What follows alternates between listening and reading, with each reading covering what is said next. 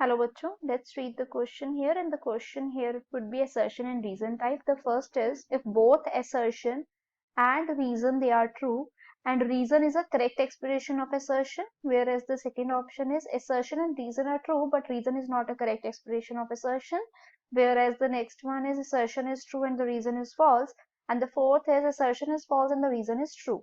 So here if we discuss about the assertion, it is plasma membrane contains bimolecular lipid layer, the surface in which is interrupted by proteins, whereas reason is selective permeability of a plasma membrane is explained with the help of fluid mosaic model.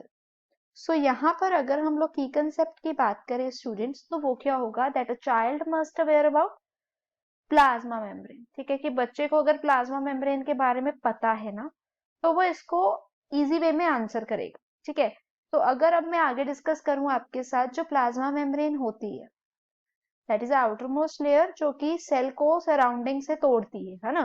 तो plasma membrane जो है वो biomolecular ही होती है, lipid layer जिसमें कि protein जो है प्रोटीन इंटरप्ट करती है. ठीक है, अब यहाँ पर नेक्स्ट है जो निकोल्सन थे, उन्होंने क्या एक्सप्लेन किया था. जो निकोल्सन थे ना, उन्होंने ही हमें, निकोल्सन सिंगर जो पूरा नाम था, उन्होंने हमें क्या दिया था, उन्होंने ही एक्सप्लेन किया था अबाउट प्लाज्मा मेम्ब्रेन.